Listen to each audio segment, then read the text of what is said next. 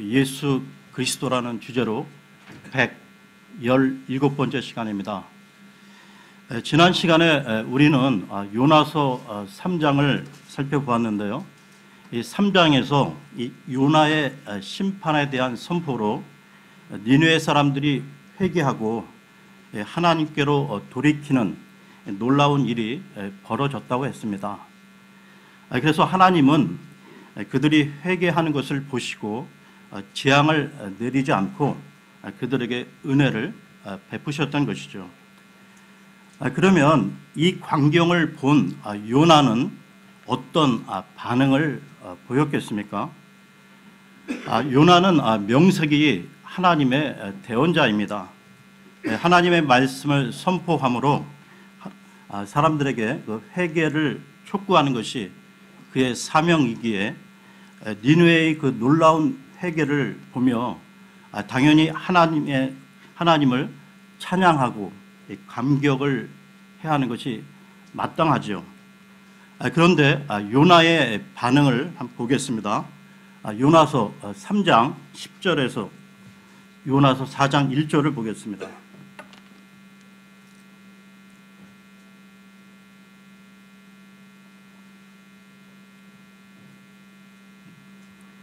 요나서 3장 10절에서 4장 1절입니다.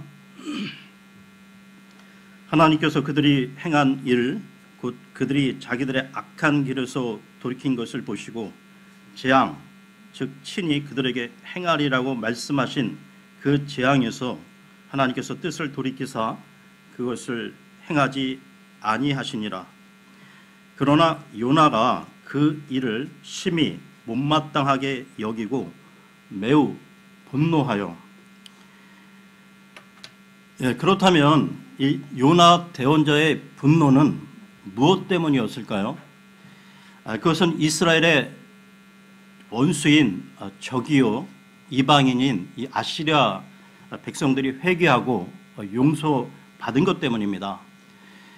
요나는 처음에 이 하나님의 말씀을 받고도 이 니느웨 도시로 이 말씀을 전하러 가지 않고 반대 방향으로 저 먼 나라인 다시스로 도망을 쳤던 것이죠. 그 분명한 이유가 다음 2절에 나옵니다. 4장 2절을 보겠습니다. 주께 기도하며 이르되 오 주여 간구하오니 내가 아직 내 나라에 있을 때 내 말이 이러하지 아니하였나이까. 그러므로 내가 먼저 다시스로 도망하였사오니 이는 주께서 은혜로우시며 긍휼이 많으시고 분노하기를 더디하시며 큰 친절을 베푸사 재앙에서 뜻을 돌이키시는 하나님이신 줄을 내가 알았기 때문이니이다. 계속해서 3절을 보겠습니다. 오 주여 그러므로 이제 간청하오니 내게서 내 생명을 취하소서. 사는 것보다 죽는 것이 내게 더 낫나이다 하니라. 요나는 이 아시리아 백성이 심판을 받지 않고 용서받는 것을 보느니 차라리 자신이 죽었으면 좋겠다고 분노를 터뜨리고 있는데요. 그러나 이러한 요나의 분노는 이스라엘의 근원을 잊어버린 모습이라는 것입니다. 자신들도 죽어 마땅한 죄인들로서 오직 하나님의 긍휼과 은혜를 드러내는 도구로 선택을 받았는데 이방인들과는 달리 자기들은 의롭다고 여기고 있는 것이죠. 하나님께서 자신들의 조상들을 택하시고 율법을 주셨는데 그와 달리 선택을 받지 못하고 율법도 없는 저런 이방인들이 회개하고 돌아오는 것은 못마땅하다는 것입니다. 더 나아가 이 니느웨 도시는 자기 나라를 학대하고 수탈해간 원수의 나라이기에 그 나라가 망해야 하나님의 공의가 집행되는 것이고 라고 여기고 있었던 것이죠. 요나는 니느웨가 회개하면 망하지 않을 것이고 그러면 다시 자기 나라에 큰 해를 끼칠 나라이기에 빨리 망했으면 했던 것입니다. 그러므로 요나는 이 니느웨 사람들에게 회개할 기회마저 주지 않으려고 처음에 먼 나라로 도망을 갔던 것이죠. 요나는 하나님이 어떤 분이신지 잘 알고 있었습니다. 은혜로우시며 자비로우시며 노하기를 더디하시며 사랑이 크신 분임을 잘 알고 있었던 것입니다. 그러면 이 하나님의 속성과 관련해서 말씀을 보겠는데요. 출애굽기로 가겠습니다. 출애굽기 34장 4절에서 9절을 보겠습니다. 출애굽기 34장 4절에서 9절입니다.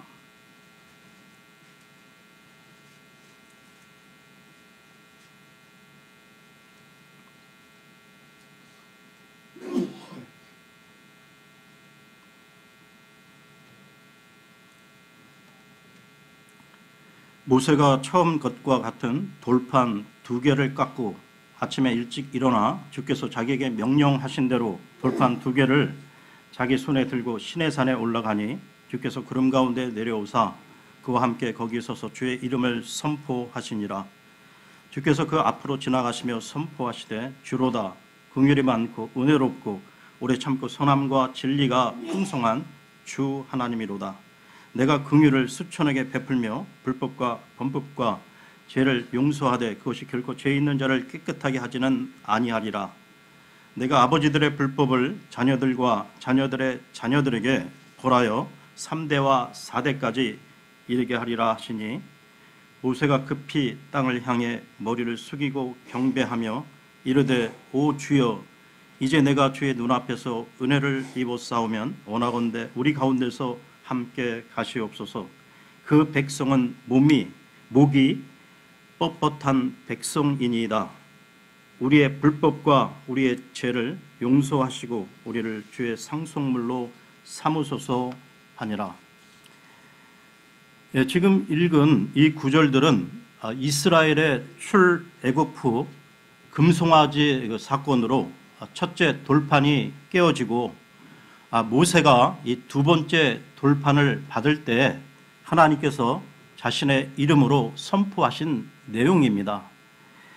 이 내용은 이스라엘의 공통된 신앙 고백이 되었고 대원서와 시편에서 자주 언급한 말씀이라는 것이죠. 그러므로 이스라엘 백성, 특히 대언자라면 잘 알고 있는 내용입니다. 그래서 요나는 이 긍휼과 은혜와 노하기를 더디하시는 하나님이시기에 니느웨 백성이 회개하면 용서하실 것을 알았기에 도망쳤던 것이죠. 따라서 요나의 분노는 하나님의 긍휼과 은혜에 대한 분노인 것입니다. 왜 악인이 형벌을 받지 않고 용서를 받는가에 대한 항의요 분노인데요. 그러나 요나는 이스라엘 자신들이 이미 목이 뻣뻣한 백성으로서 하나님께서 죄를 사하여 주시지 않으셨으면 심판받아 마땅한 자들임을 알았어야 했습니다. 니느웨 백성들의 회개와 그들을 용서하시는 이 긍휼과 은혜가 크신 하나님을 통해 자신들도 하나님 앞에 똑같은 죄인들임을 인식했어야 했던 것이죠. 조금 전 읽었던 이 출애굽기 34장에서 살펴본 대로 2번째 돌판이 주어지는 것이 이미 그들은 진멸받아 마땅한 자들임이 전제가 되어 있는 것입니다. 이방인들이 회개하고 용서받는 것을 보면서 요나 자신과 이스라엘도 하나님의 은혜와 용서로 살아가는 것임을 알아야 하는데도 말이죠. 자신이 그 받은 은혜와 용서는 아랑곳 없이 자신이 미워하고 싫어하는 민족과 개인은 망해야 하나님의 공의가 선다고 보는 것입니다. 우리는 이와 같은 요나를 통해 인간이 얼마나 이기적이고 자기 중심적인지를 볼 수가 있는 것이죠. 그러면 이 하나님의 긍휼과 은혜에 대한 분노가 이스라엘 백성들 가운데 어떻게 표현되어지는지를 성경에서 찾아보겠습니다. 마태복음 20장에는 많은 분들이 아시는 이 포도원 품꾼들의 비유가 나오고 있는데요. 하늘의 왕국을 포도원의 그 품꾼을 고용한 집 주인으로 비유하고 있습니다.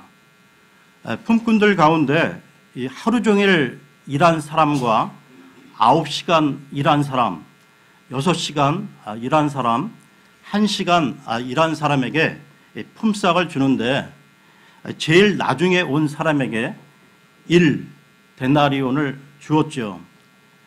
그러자 제일 먼저 와서 많은 일을 했던 이 자신은 더 받을 것이라고 생각했는데 역시 1데나리온만 주니까 원망을 했던 것입니다. 어떻게 하루 종일 일한 사람과 1시간 일한 사람에게 똑같이 주느냐고 항의했던 것이죠.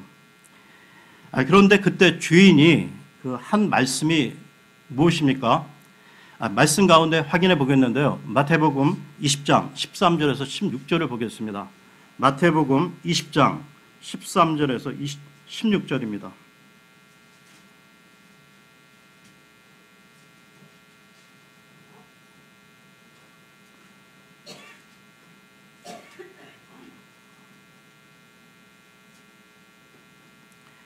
그가 그들 중에 한 사람에게 응답하여 이르되 친구여 내가 네게 잘못한 것이 없노라.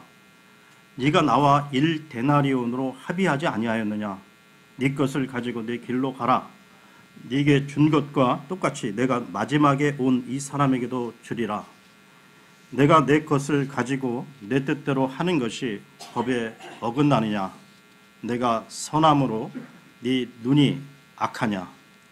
이와 같이 마지막인 자가 처음이 되고 처음인 자가 마지막에 내리니 부름받은 자는 많으나 선정된 자는 적으니라 하시니라. 그렇다면 이 비유에서 이 하루 종일 일한 사람은 누구일까요? 영적으로 적용을 해보자면 유대인들 중에서도 이 율법을 철저히 잘 지켰다고 자부하는 서기관과 바리새인들 같은 사람들입니다. 그리고 나중에 온 사람들은 유대인들의 시각에서 볼 때 결격 사유가 너무나 많은 세리와 창녀 그리고 이방인들과 같은 자들인데요.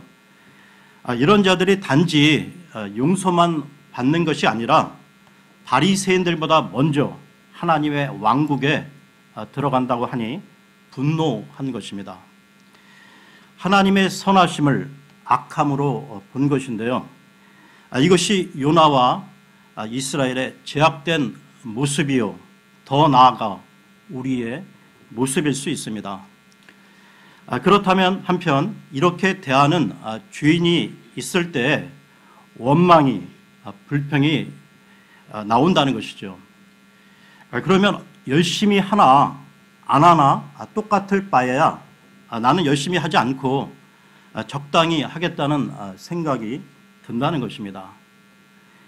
이 같은 사고방식이 요나와 이스라엘과 우리에게 있다는 것이죠. 이것은 아직도 자기가 어떤 죄인인지를 모르고 있는 것입니다. 요나는 바닷속에서 물고기 뱃속에서 지옥에서 용서받아 살아나온 것을 잊어버린 것이죠. 같은 맥락에서 누가복음 15장에 보게 되면 잃어버린 아들, 이른바 탕자의 비유가 나오고 있습니다. 그러니까 아버지의 유산을 미리 받아 다 탕진하고 거지가 되어 돌아온 둘째 아들을 아버지가 영접하고 그를 위하여 잔치를 베풀어 주었을 때 누가 원망을 합니까? 열심히 집에서 일하고 있었던 큰 아들이 분노를 터뜨렸죠. 그렇다면 큰 아들이 이 분노한 이유가 무엇이었습니까? 유산을 다 탕진하고 돌아온 동생을 용서하시는 것에 대한 분노였습니다. 곧 죄인들이 용서받는 것에 대한 분노이지요. 이것이 요나의 분노요, 이스라엘의 분노요, 바리새인들의 분노였습니다. 그러면 요나서로 돌아와서요, 4장 4절에서 5절을 보겠습니다.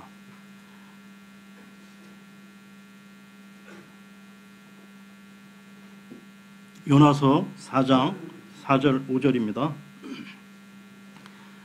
그때 주께서 이르시되 네가 분노하는 것이 잘하는 것이냐 하시니라. 이에 요나가 그 도시에서 나가 그 도시의 동쪽 편에 앉고 거기서 자기를 위하여 초막을 만들고는 마침내 그 도시가 어떻게 되는지 보려고 그 밑에 그늘에 앉았더라. 하나님께서 이 요나에게 네가 화를 내는 것이 잘하는 것이냐 하는 하나님의 물음 앞에 요나는 어떻게 합니까? 요나는 대답도 안 하고 도시 밖으로 그냥 나가버렸는데요. 이건 마치 부모가 아이에게 훈계를 하는데 듣고 있던 아이가 화가 난 나머지 확 일어나 나가면서 방문을 꽝꽝 하고 닫아버리는 것과 같은 모양새라는 것입니다. 그러면서 요나는 성 밖에다가 초막을 짓고 앉아 있는데요. 이 니느웨 도시가 무너지는지 안 무너지는지를 지켜보겠다는 것입니다. 즉 요나는 하나님 앞에서 1인 시위를 하고 있는 것이죠. 하나님은 그런 요나에게 교훈을 주시기 위해 빨리 자라는 박넝쿨을 예비하셨습니다. 그 박넝쿨은 요나의 머리 위에 그늘을 만들어 주었는데요. 계속해서 4장 6절을 보겠습니다. 6절입니다. 주 하나님께서 박을 예비하시고 그것이 위로 올라가 요나를 가리게 하셨으니 이것은 그것이 그의 머리 위에서 그늘이 되게 하여 그를 고통에서 건지려 하심이었더라. 이에 요나가 그 박을 심히 기뻐하니라. 6절 끝에 요나가 그 박을 심히 기뻐했다고 나오는데요. 요나서에서 요나가 기뻐했다는 이 표현이 여기에만 나옵니다. 요나는 하나님으로부터 이 사명을 받았을 때도 기뻐하지 않았고요. 니느웨 사람들이 회개하는 역사를 봤을 때도 기뻐하지 않았고 오히려 분노를 터뜨렸습니다.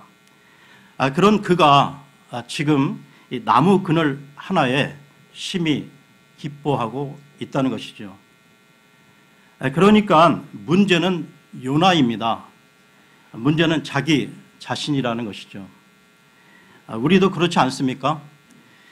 교회에서 어떤 일을 맡았을 때도 성도인 지체들을 섬기는 일을 할 때도 누군가 구원받았다는 이 말을 들을 때도 별로 기뻐하지 않는다는 것입니다. 그런데 그러면서 자기 자신에게 조그만 선물이나 육신적 이익이나 편안함이 주어지면 엄청 기뻐한다는 것이죠.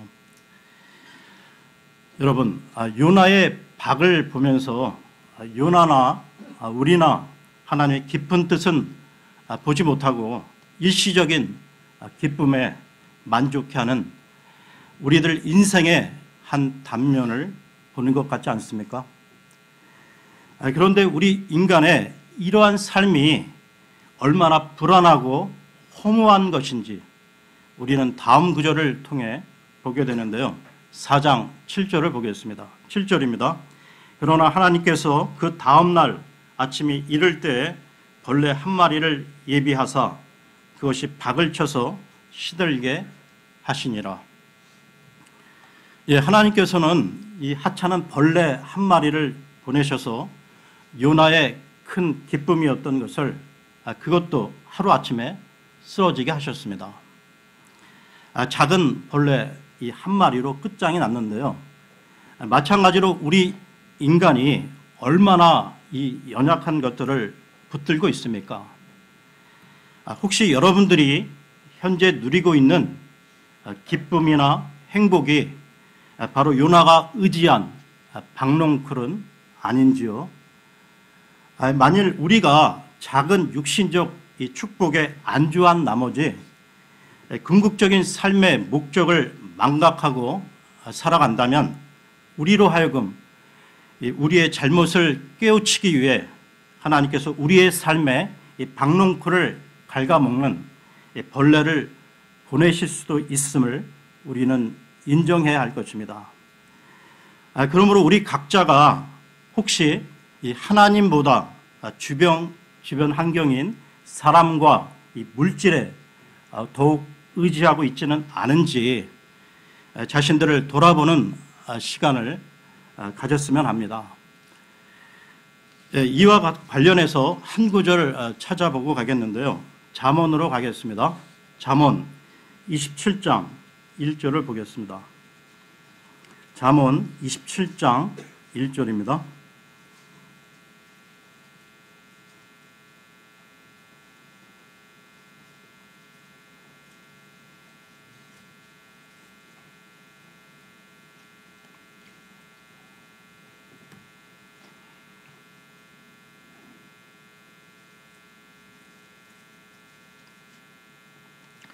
너는 내일을 자랑하지 말라. 하루 동안에 무슨 일이 일어날지 네가 알지 못하느니라. 우리는 5분 후의 일도 알 수 없는 유약한 존재라는 것입니다. 그러면 다시 요나서로 돌아와서요. 4장 8절을 보겠습니다. 요나서 4장 8절입니다. 해가 뜰 때 하나님께서 뜨거운 동풍을 예비하셨고 또 해가 요나의 머리에 내리쬐매 그가 기진하여 스스로 죽기를 바라며 이르되 사는 것보다 죽는 것이 내게 더 낫나이다 하니라.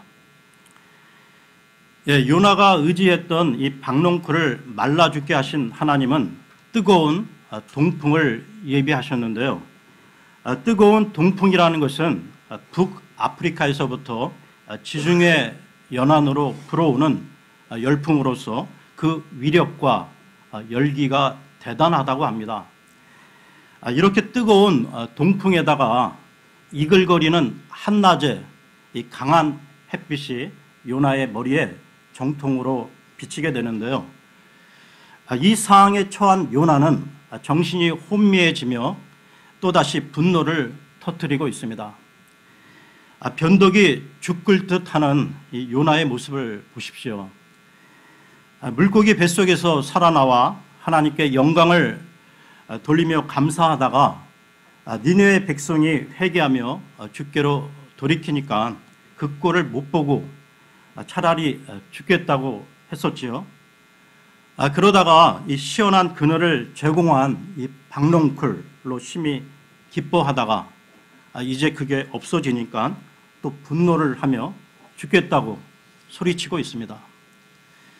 요나는 죽는다는 게 무슨 비장의 무기 같은데요.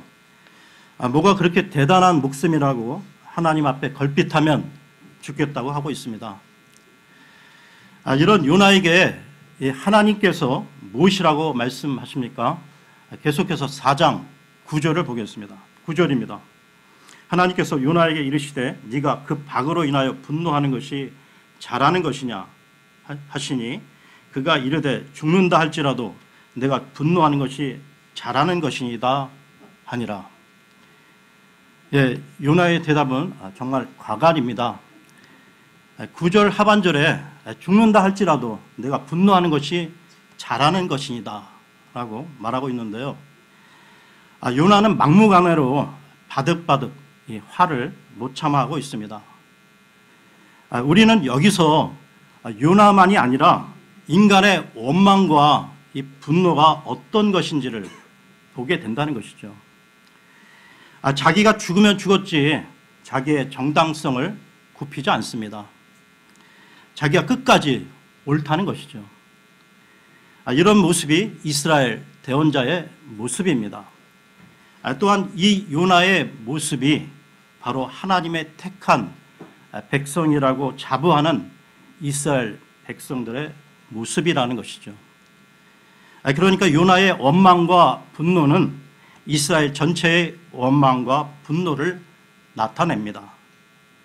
그 결과 의인을 부르러 온 것이 아니요 죄인들을 불러 회개케 위해 왔노라 하신 예수님을 배척하는 것으로 나타났던 것입니다. 예수님은 자신들이 의롭다고 하는 자들에 의해 배척을 받으셨던 것이죠. 그 연장선에서 예수님을 십자가에 못 박는 모습으로 나타났던 것입니다. 예수님을 죽이는 것이 합당하다는 것이죠. 그들은 요나처럼 죽는다 할지라도 자신들이 옳다는 것입니다. 그 피를 우리와 우리 자손들에게 돌릴지라도 예수님을 십자가에 못 박으라고 소리쳤던 것이죠. 그러면 계속해서 4장 10절에서 11절을 보겠습니다. 4장 10절 11절입니다. 그때 주께서 이르시되 네가 수고하지도 아니하고 자라게 하지도 아니한 박 곧 하룻밤 사이에 났다가 하룻밤 사이에 없어진 그 박을 불쌍히 여겼거든 오른손과 왼손을 분간하지 못하는 자가 12만 명이 넘고 또 많은 가축이 있는 저 큰 도시 니느웨를 네가 아껴야 하지 아니하겠느냐 하시니라.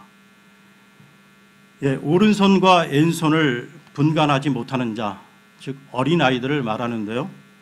즉 어린아이들만 12만 명이면 전체 인구가 4, 50만 명 정도 되겠죠.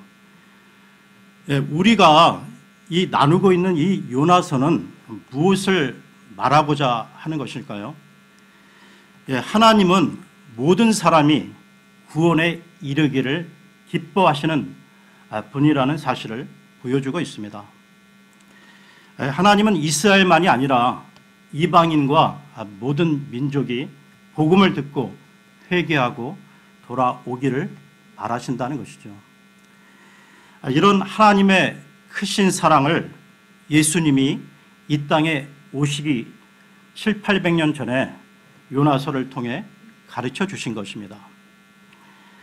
누가복음의 기자인 누가는 예수님의 탄생을 유대인에게만 아니라 만 백성, 온 백성에게 미칠 큰 기쁨의 소식이라고 밝히고 있는데요.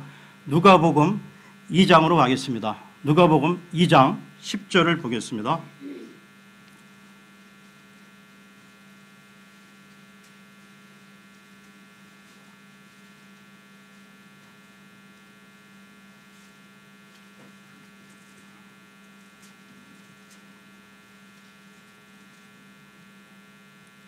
천사가 그들에게 이르되 두려워하지 말라. 보라, 내가 온 백성에게 미칠 큰 기쁨의 좋은 소식을 너희에게 가져왔노라. 온 백성에게 전파할 이 기쁜 소식임에도 불구하고 예수님의 제자였던 베드로, 이 베드로도 요나처럼 편협한 민족주의자였다는 것이죠. 베드로 또한 이 유대인만이 거룩하고 그들만이 구원의 대상이라고 생각했었습니다. 이런 베드로의 생각을 고쳐주는 사건이 사도행전 10장에 나오고 있는데요. 사도행전 10장으로 가겠습니다. 11절에서 15절을 보겠습니다. 사도행전 10장 11절에서 15절입니다.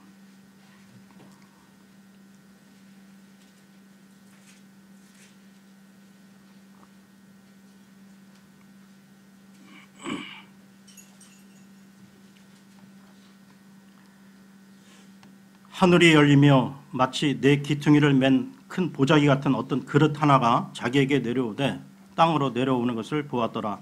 그 안에는 땅에 있는 온갖 종류의 네 발 가진 짐승들과 들짐승들과 기는 것들과 공중의 날짐승들이 있더라. 또 한 음성이 그에게 나서 베드로야 일어나 잡아 먹으라 하거늘 베드로가 이르되 주여 그리할 수 없나이다. 내가 속되거나 부정한 것을 결코 먹지 아니하였나이다 하매 그 음성이 다시 두 번째 그에게 말하되 하나님께서 깨끗하게 하신 것을 네가 속되다 하지 말라 하더라. 베드로는 이 하늘에서 내려온 이 보자기 같은 그릇 안에 레이기에서 그만 부정한 동물이 들어 있었는데 그것을 받아 먹으라는 환상을 보게 된 것이죠. 베드로는 이 환상이 무슨 뜻인가 생각하고 있는 와중에 그때 마침 로마 백부장인 이 고넬료가 보낸 사람이 베드로를 청하기 위해 왔던 것입니다. 그때 베드로는 이 환상의 의미를 알게 되는데요. 유대인만이 정결하고 그들만이 구원의 대상이라는 이 편협한 민족주의, 그 고정관념을 바꾸기 위해 하나님은 환상을 보여주셨던 것입니다. 이 환상을 보고 베드로는 이방인의 청함을 거절하지 않고 갔던 것이죠. 그 결과 이방인이었던 이 고넬료의 가정이 주님께로 돌아왔던 것입니다. 요나서를 정리하겠는데요. 요나는 자기 백성만이 구원을 얻어야 한다는 이 편협한 민족주의자였으나 하나님의 생각은 모든 백성이 구원에 이르기를 원하신다는 것입니다. 하나님은 요나에게 이것을 가르쳐 주시기 위해 폭풍, 배, 고래, 박넝쿨, 벌레, 동풍 등을 예비하셨던 것이죠. 그런데 이러한 요나의 이야기는 지금도 계속되고 있다는 것입니다. 저와 여러분의 삶 가운데서 그렇게 하나님이 함께 하시고 역사하시고 계신 것이죠. 하나님은 우리를 위해 이 모든 것을 예비하시고 인도해 가십니다. 하나님이 요나에게 이 가르쳐 주시길 원하셨던 그 놀라운 은혜를 우리도 받기를 원하는데요. 그래서 먼저 은혜 받은 자로서 보다 많은 이 세상 불신자들에게 그리스도의 복음, 이 기쁜 소식을 전하는 메신저, 전도자들의 이 사명을 저와 여러분 모두가 감당하실 수 있기를 바랍니다. 오늘은 여기까지 하겠습니다.